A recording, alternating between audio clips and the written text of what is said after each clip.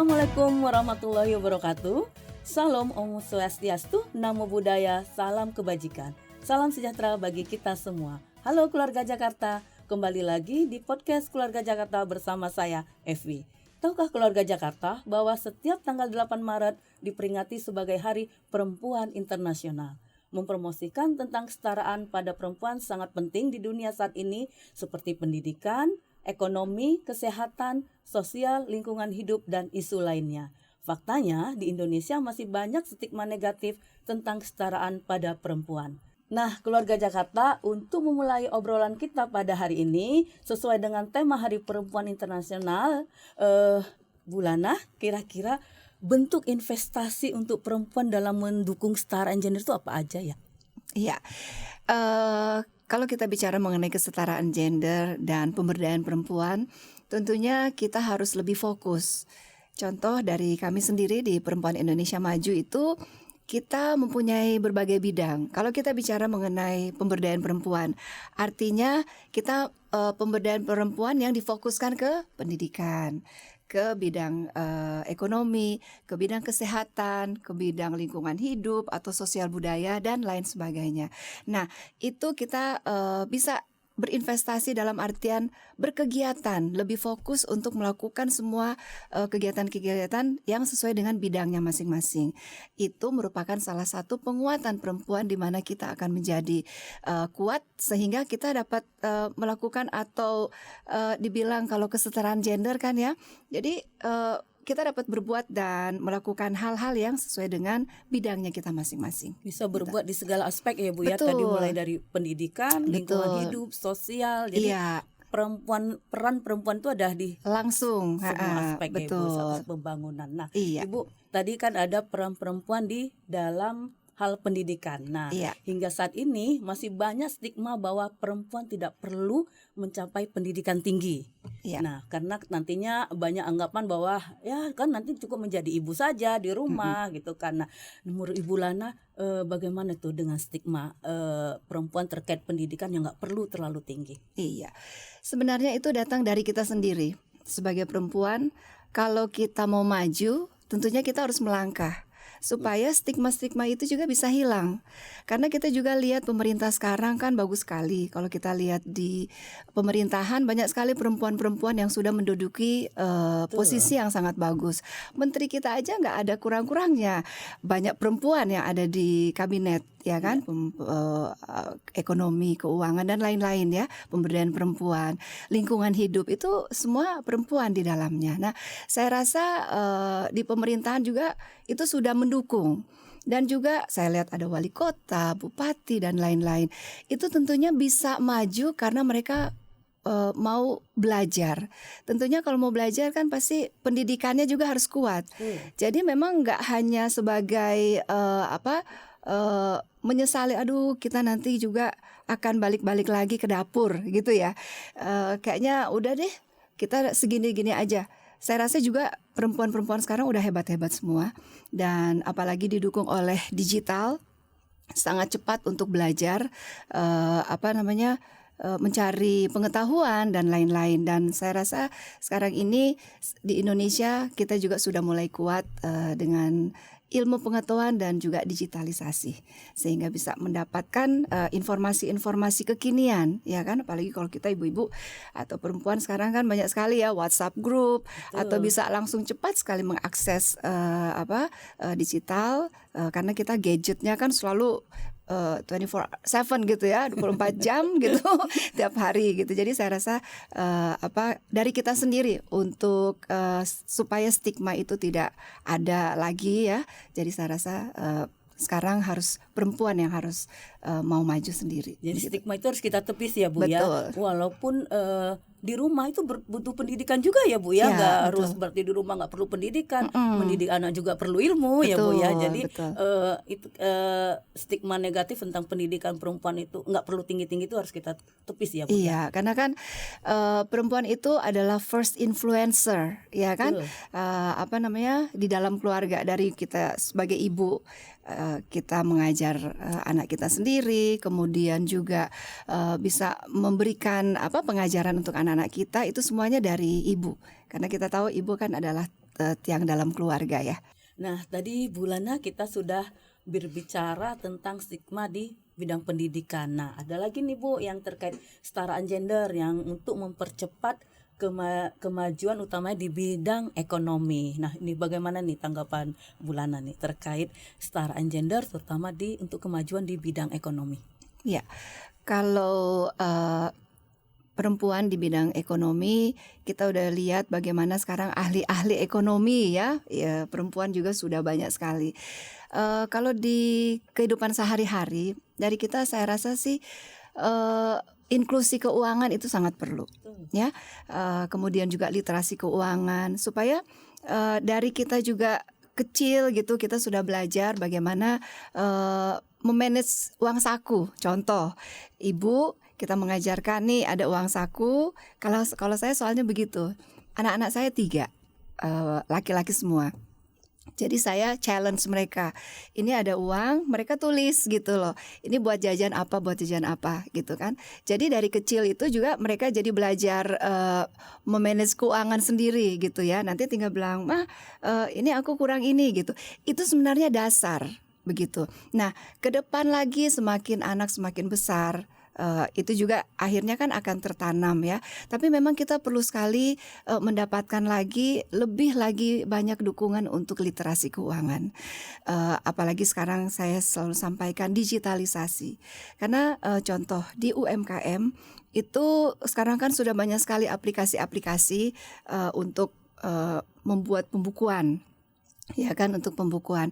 Nah, dari situ kita jadi belajar bagaimana juga untuk penguatan ekonomi gitu. Contoh kalau kita bicara mengenai ekonomi, banyak kan sering mengatakan bahwa keuangan yang ada sekarang ini itu harus diapakan nih begitu. UMKM terima uang tapi untuk nge-manage-nya seperti apa. Nah, kemudian juga untuk ekonomi sendiri, saya rasa kalau umpamanya kita juga di bidang implementasinya, itu contoh kalau dari kami itu banyak juga bekerja sama dengan OJK, dengan Bank Indonesia. Jadi kita belajar juga bagaimana mengimplementasikan gitu ya perekonomian untuk perempuan tadi seperti itu. Pembukuan keuangan ya, kemudian juga bagaimana kita bicara kalau mengenai ekonomi, kita mendukung UMKM supaya juga cinta bangga buatan Indonesia ya. Dengan itu kita juga ikut mendukung ekonomi. Contoh nih tadi saya juga sudah sampaikan bincang-bincang kita bicara mengenai kebaya ya kan. Kalau kita bicara mengenai kebaya, di belakang kebaya itu ada nilai ekonomisnya yang sangat tinggi karena di situ ada pengrajin. Pengrajin itu kalau kebaya kan ada hubungannya dengan aksesoris ya, ada anting, ada bros, tas, selop itu. Nah, di balik itu kan ada pengrajin-pengrajin.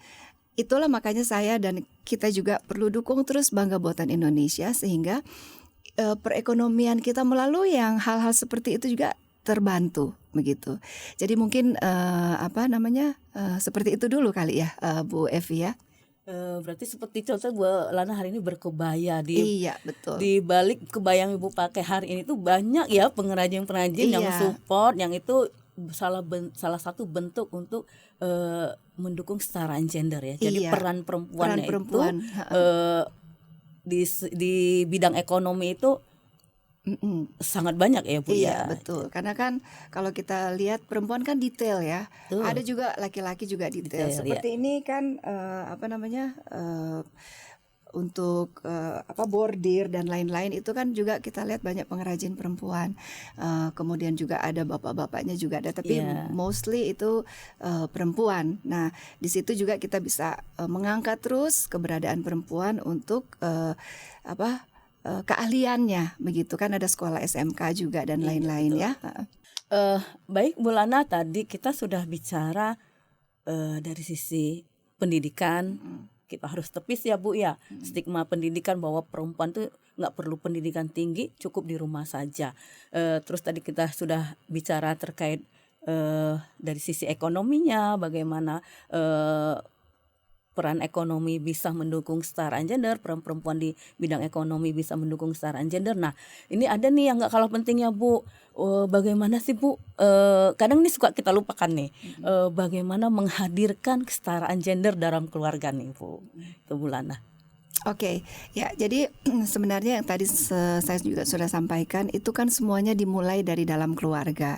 Ya, kita memberikan kesempatan buat anak-anak kita berkomunikasi, itu kan paling penting. Jadi kita memberikan mereka komunikasi itu dalam artian tuh pendapat, pandangan mereka dalam kehidupan sehari-hari. Contoh, menurut kamu perlu nggak kita hari ini kita masak apa ya kira-kira gitu ya? Atau hal-hal yang simple sebenarnya ya. Atau kira-kira kita liburan seperti apa nantinya? Tapi dengan budget kita nih seperti ini loh. Bisa nggak kalian bantu ibu atau bantu ayah?